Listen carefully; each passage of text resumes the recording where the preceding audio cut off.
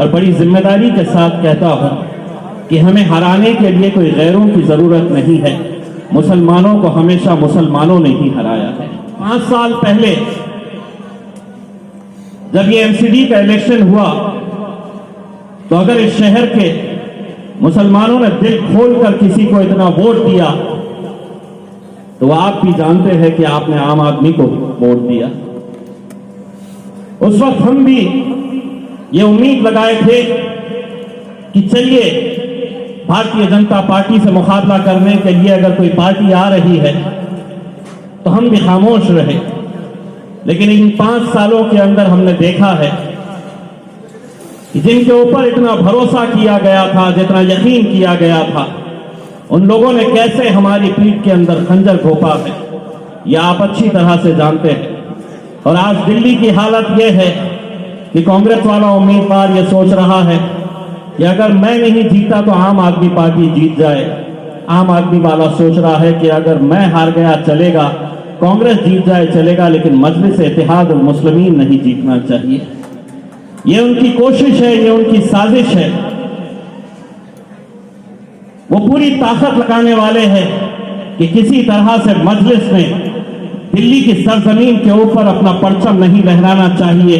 मैं उन्हें यही कहना चाहूंगा कि ताकतें तुम्हारी हो सकती है, सरकार तुम्हारी है, पुलिस तुम्हारी है, एडमिनिस्ट्रेशन पूरा तुम्हारा है।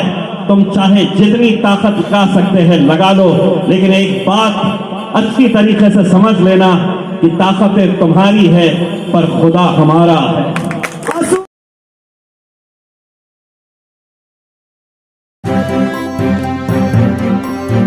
मीडिया वॉइस, आपकी आवाज। वो इस बात की गवाही दे रहे हैं कि इस इलाके में इंशाअल्लाह इनकलाब आने वाला है।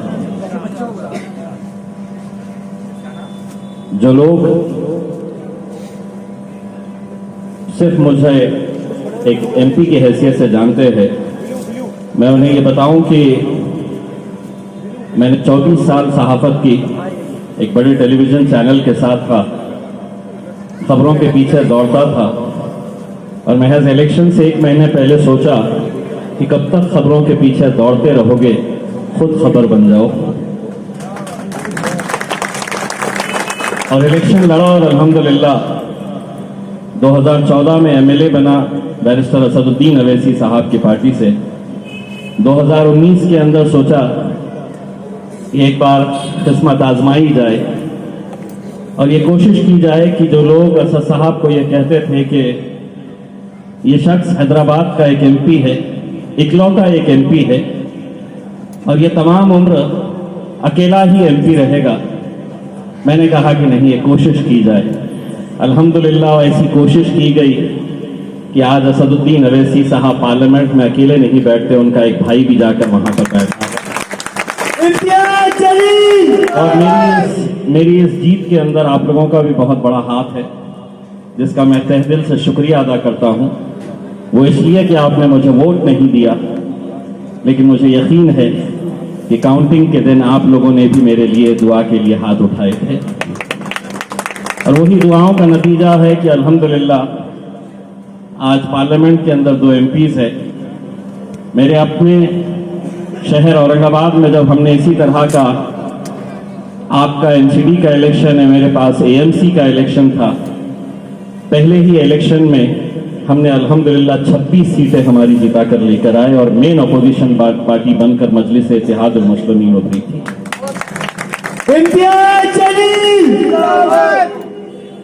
सवाल यह पैदा होता है कि हम ज्यादा सीट लड़ाए तो भी लोग हमसे सवाल करते हैं कि आप इतनी सारी सीटें लड़ा रहे हैं, आपके लड़ने से ये जीत जाएंगे, इन्हें फायदा हो जाएगा। हमने महज इस दिल्ली में 250 का एमसीडी का हाउस है, उन 250 में से महज हमने 15 सीटें हमने मजलिस इत्तेहाद मुस्लिमीन की लड़ाई है। एक हमारी 80 बहन है जिसको हमने तायीद की है, तो कुल मिलाकर हमारे 16 उम्मीदवार हुए हैं। अब जब हमने 15 उम्मीदवारों को खड़ा किया तो मीडिया वालों ने कहा आपसे 15 क्यों लड़ाए। मैंने कहा कि पहला इलेक्शन है, हम दिल्ली वालों को ये बताना चाहते हैं कि 235 एक तरफ रहेंगे और अल्हम्दुलिल्लाह मेरे 15 एक तरफ बैठेंगे। हाजी रईस, हाजी रईस। और जब ये 15 एक तरफ बैठेंगे तो कुछ महीनों के बाद लोग भी ये कहेंगे कि 100 सोनार की तो एक लोहार की रहेगी। आज मुल्क के जो हालात है आप बखूबी अच्छी तरीके से जानते हैं। हमारी मस्जिदों के अंदर कौन जाएगा कौन नहीं जाएगा इसके फैसले भी अब सरकार करने लगी। सरकार चाहती एक नहीं, हम तय करेंगे। हमारी बहनें हमारी बच्चियां बुर्का पहनेगी या नहीं, वो नकाब पहनकर बाहर जाएगी या नहीं, ये सरकार तय करेगी। और इसलिए ये सब कुछ हो रहा है कि तमाम राजनीतिक पार्टियों को ये बात अच्छी तरह से पता है कि इतनी बड़ी कौम है, अगर ये कौम एक प्लेटफॉर्म के ऊपर आ जाए तो हमारी सबकी दुकानें बंद हो सकती है। इसीलिए हर 5 साल के बाद वो आते हैं और इस कौम को बांटने का काम करते हैं। उसी का नतीजा है कि हर 5 साल के बाद हमारी आबादी तो बढ़ रही है, हमारा पॉपुलेशन बढ़ रहा है, लेकिन हमारी नुमाइंदगी चाहे वो लोकसभा में हो, विधानसभा में हो या इस तरह के महानगर पालिका नगर पालिकाओं के अंदर हो, ये हर 5 साल के बाद आप आंकड़े उठाकर देखिए तो ये घटते जा रहे हैं। इसीलिए मैं ये कहता हूं और बड़ी जिम्मेदारी के साथ कहता हूं कि हमें हराने के लिए कोई गैरों की जरूरत नहीं है। मुसलमानों को हमेशा मुसलमानों ने ही हराया है। ये कड़वा सच है जो कहीं ना कहीं हमको इस बात को कबूल करना पड़ेगा। अभी मैं एडवोकेट रुखसार साहब को सुन रहा था और जब ऐसे नौजवान लड़कों को जब मैं सुनता हूं तो भले ही मोदी जी ने यह कहा है कि अच्छे दिन आने वाले हैं, देश के अच्छे दिन कब आएंगे मुझे पता नहीं, लेकिन ऐसे नौजवानों को सुनता हूं तो मेरा यकीन पुख्ता हो जाता है कि मजलिस के अच्छे दिन जरूर आने वाले हैं। उवैसी साहब, इम्तियाज जलील, हाजी रईस साहब, अवैसी साहब अभी तक दिल्ली के चुनावी मैदान में आए नहीं और आप बखूबी जानते हैं कि क्यों नहीं आए, कि वो गुजरात की सड़कों पर, गुजरात की गलियों में वहां पर मजलिस का परचम लहराने के लिए दिन और रात मेहनत कर रहे, कोशिश कर रहे। जब ये इलेक्शन डिक्लेयर हुआ एमसीडी का और गुजरात के इलेक्शन डिक्लेयर हुए तो हम असद साहब के साथ बैठे थे। असद साहब ने कहा कि कैसा होगा कि दिल्ली भी हमारे लिए बहुत जरूरी है और गुजरात में हमारा इलेक्शन लड़ना उतना ही जरूरी है। तो मैंने उस वक्त आप लोगों की तरफ से असद साहब को जबान दिया। मैंने कहा कि आप जाइए गुजरात में, आप नरेंद्र मोदी का मुकाबला करिए, यहां छोटे मोटे चिल्लरों को तो मैं ही संभाल लूंगा।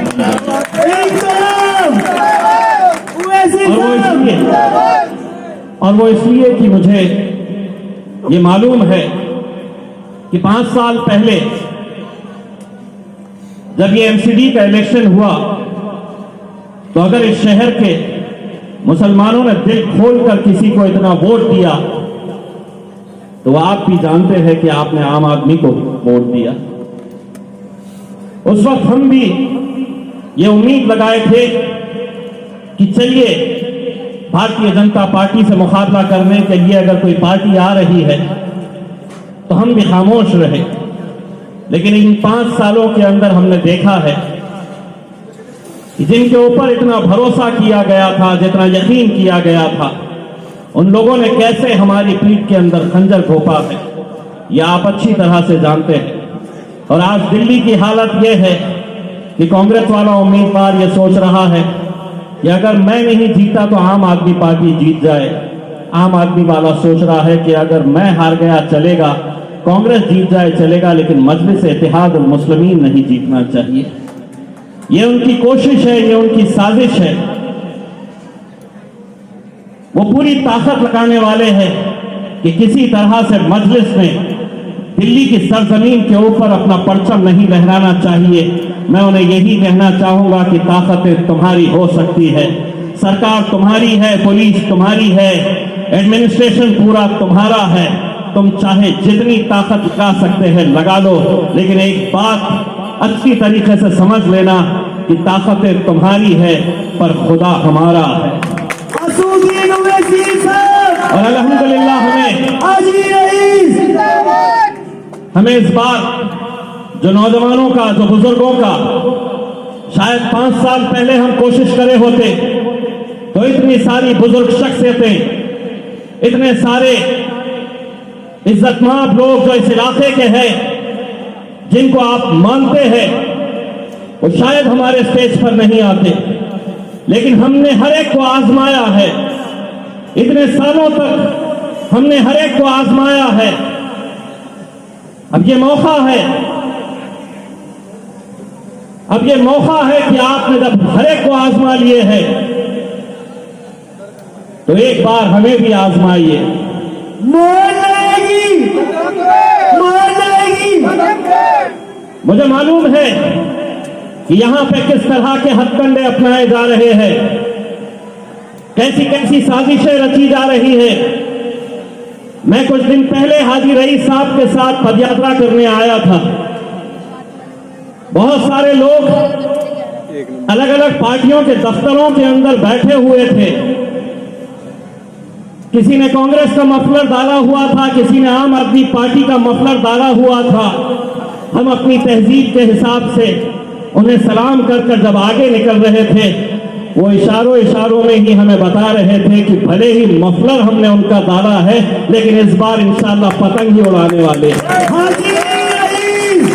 तो इस बात से बिल्कुल ना घबराइए कि किसकी रैली के अंदर कितने लोग हैं, क्योंकि अंदर ही अंदर वो जानते हैं कि इस बार हमें, अगर इन इलाकों के अंदर अगर हमने अपना झंडा नहीं लहराया, जितने भी अलग अलग पार्टी के लोग आ रहे हैं उनसे ये जरूर कहना, अगर कांग्रेस वाला आया, आम आदमी पार्टी वाला आया, तो उससे ये जरूर कहना कि मजलिस ने तो महज 15 सीटों पर अपने उम्मीदवार खड़ी की है, और वो 15 सीटें ऐसे इलाके हैं कि जहां पर अगर हमने हमारा हरा झंडा, नीला झंडा नहीं लहराया तो फिर हम कहां लहराएंगे। उनसे ये कहना कि 235 सीटें तुम्हारे हवाले हैं, जिसे देना है तुम दे दो, लेकिन इन 15 सीटों के ऊपर कोई समझौता नहीं होगा। यहां सिर्फ मजलिस के ऊपर मोहर लगने वाली है। हाजी रईस। मैं जब 2019 के अंदर अपना इलेक्शन लड़ रहा था तो मैंने अपने नौजवानों से एक बात कही थी।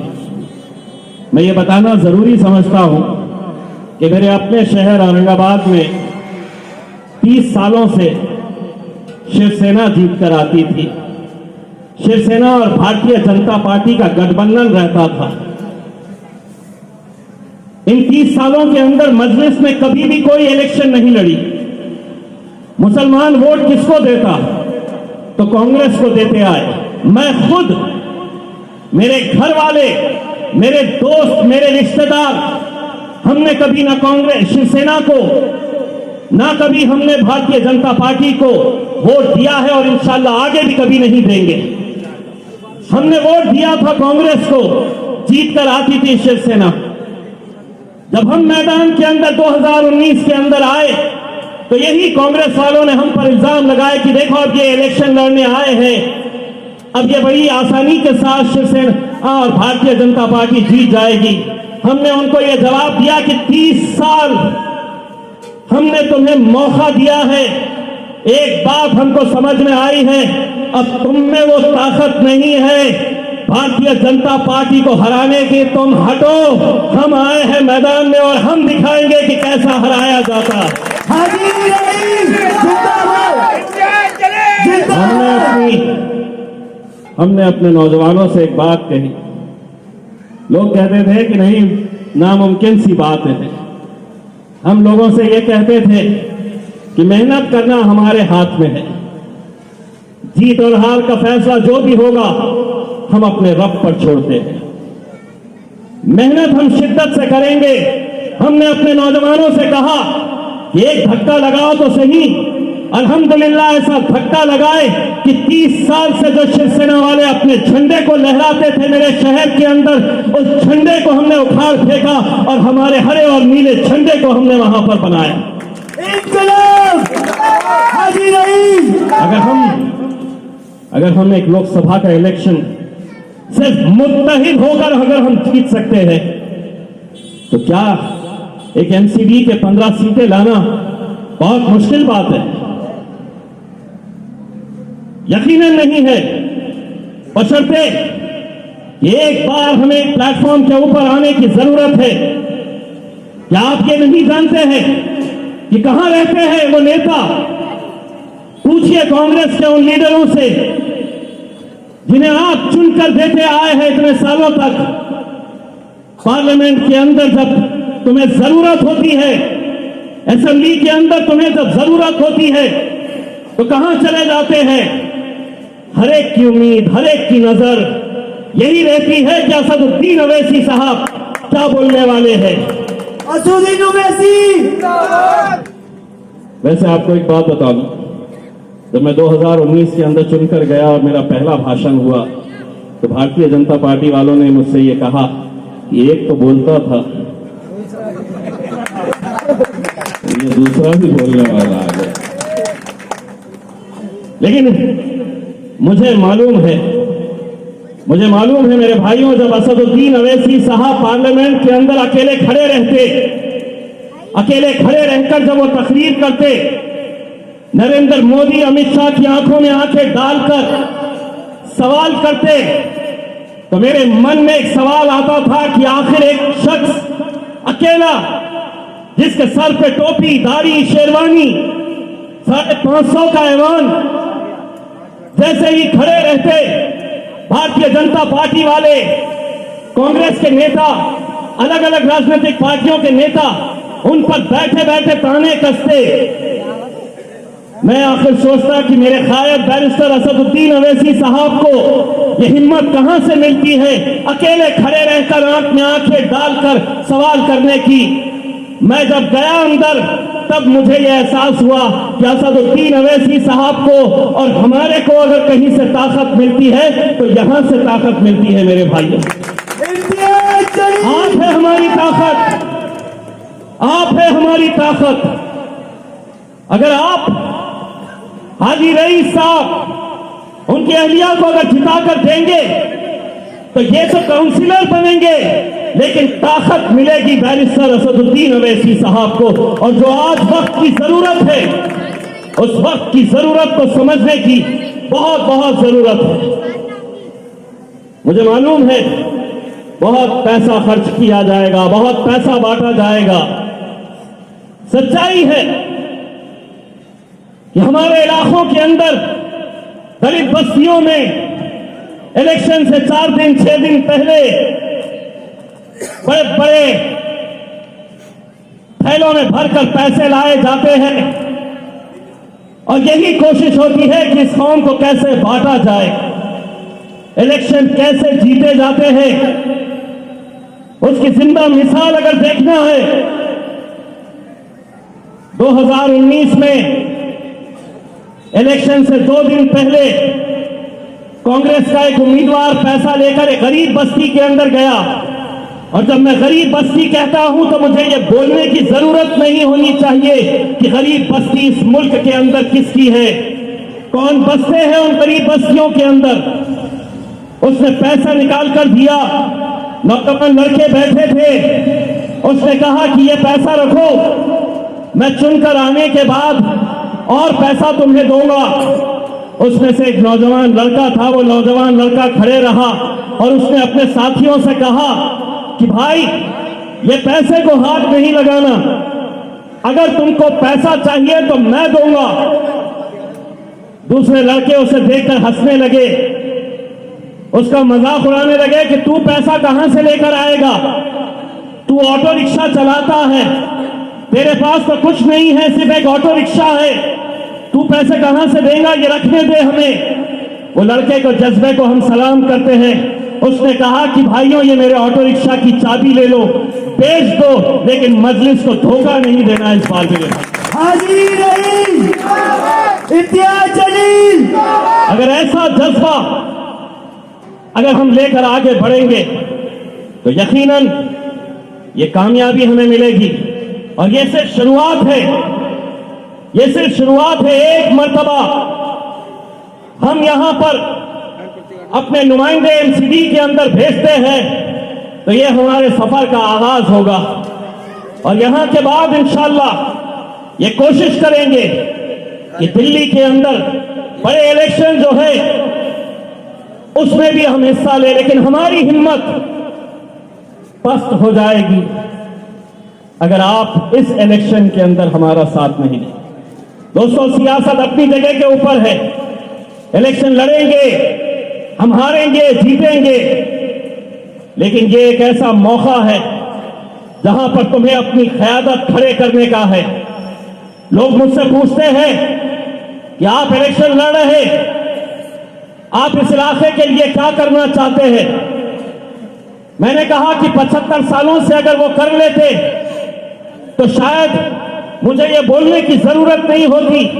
हर 5 साल के बाद वही वादे दोहराए जाते हैं कि मैं स्कूल बना दूंगा, मैं कब्रिस्तान की बाउंड्री बना दूंगा, मैं सड़क बना दूंगा, मैं पानी पहुंचा दूंगा, मैं कचरा हटवा दूंगा। यही मुद्दे होते हैं ना। मैं उनसे कहता, ये मुद्दा से बड़ा मुद्दा हमारे लिए ये है कि हम हर इलाके के अंदर एक बैरिस्टर असदुद्दीन अवैसी को खड़ा करना चाहते हैं। इम्तियाज जलील, अपनी क़यादत हम खड़ी करना चाहते हैं, अपनी क़यादत हम खड़ी करना चाहते हैं। और अगर अब नहीं करेंगे तो कब करेंगे? किसके साथ जाएंगे? हर एक को आजमाया है आपने। मेरे भाइयों, इस बार का इलेक्शन बहुत मायने रखता है कि तमाम राजनीतिक पार्टियों ने किस एजेंडे को अपनाया। वहीं पर अगर हम अपने उम्मीदवारों को चुनकर एमसीडी के अंदर भेजेंगे, मुझे मालूम पड़ा है इस इलाके की पहचान जो है, बड़े अफसोस के साथ कहना पड़ता है कि नशे की लत की वजह से इस बस्ती की, इस इलाके की पहचान है। सुना है बड़े बड़े भाई लोग हैं, बड़े बड़े डॉन लोग हैं जो ये कारोबार चलाते हैं। अगर वो सुन रहे हैं तो एक बात सुन लेना कि अगर हम पार्लियामेंट के अंदर नरेंद्र मोदी की आंखों में आंखें डालकर सवाल कर सकते हैं तो हमारे से बड़ा डॉन कोई हो नहीं सकता, हमारे से बड़ा भाई कोई हो नहीं सकता। तुम तो बहुत छोटी सी चीज हो। इलेक्शन की तरह लड़ा जाएगा। हमारी सबकी जिम्मेदारी है, एक एक घर में जाइए। मेरी माएँ और बहनों से मैं ये इतनी इल्तिजा करना चाहूंगा कि 4 तारीख तक एक एक घर में जाइए और 4 तारीख जब इलेक्शन का दिन आएगा और आपका शौहर सवेरे उठकर हर रोज की तरह आपसे चाय की फरमाइश करेगा कि बेगम चाय बना दो, बेटा उठेगा और कहेगा कि अम्मी चाय बना दो, तो उस दिन ये कहना कि चाय तुझे उसी वक्त मिलेगी जब तू जाएगा और पतंग उड़ाकर आएगा, पतंग पे मोहर लगाएगा, तब चाय मिलेगी। एक एक वोट की कीमत क्या होती है ये हमको समझने की जरूरत है। ऊना के महानगर पालिका के इलेक्शन का मंजर आज भी मुझे याद है। मैं पत्रकार था उस वक्त, शिवसेना का एक उम्मीदवार था और एक मुसलमान कैंडिडेट था जो इंडिपेंडेंट। दोनों को एक जैसे ही वोट मिले थे। शिवसेना वाले को 2138 वोट मिले थे और एक फिरोज बंगाली नाम का एक इंडिपेंडेंट कैंडिडेट था, उसको भी 2148 वोट मिले थे। दोनों को सेम वोट मिले थे। हजारों की तादाद के अंदर शिवसैनिक एक तरफ खड़े हुए थे, एक तरफ ये फिरोज के चाहने वाले जितने भी थे एक तरफ वो खड़े हुए थे। बड़ा गर्म सा माहौल हो गया था कि अब क्या होने वाला है। रिकाउंटिंग की गई, उसमें दोबारा दोनों को एक जैसे वोट मिले। एक वोट पोस्ट के जरिए आया था, जिसे हम पोस्टल बैलेट कहते हैं, वो पोस्टल बैलेट के ऊपर फैसला होना था, सिर्फ एक ही वोट आया था। तब तय किया गया कि वो पोस्टल बैलेट खोला जाएगा। हजारों की भीड़ थी, लेकिन अगर वहां पर अगर पिन भी गिर जाती तो आवाज आती। इतनी खामोशी थी, इतना सन्नाटा छाया हुआ था। जब पोस्टल बैलेट खोला गया तो वो वोट शिवसेना के हक में गया। एक वोट से शिवसेना जीती। उस दिन ये एहसास हुआ कि एक वोट की कीमत क्या होती है। वरना इलेक्शन का दिन है, छुट्टी है, मैं अगर वोट नहीं दिया तो क्या होगा? इतने सारे लोग तो है, जा रहे हैं, लाइन में खड़े हैं, मैं क्यों लाइन में खड़े रहूं? ये 5 साल तुम्हारे मुस्तकबिल, तुम्हारे इलाके का मुस्तकबिल, तुम्हारे मसलों को ऐवान के अंदर ले जाने के लिए एक आवाज, तुम्हारी आवाज, अगर चंद लम्हा, अगर कुछ घंटे अगर आपने निकाल लेते हैं, खुद अपना वोट, अपने फैमिली का वोट और उसके बाद अपने पूरे परिवार का, अपने दोस्तों का, रिश्तेदारों का, तो यकीन मानिए बहुत बड़ा एक इनकलाब यहां आ सकता है। मुझे जाती तौर के ऊपर बड़ी खुशी हुई। मैं बहुत सारे जलसे, 4-4, 5-5 जलसे, इसके बाद भी एक जलसा है, मुझे वहां जाना है।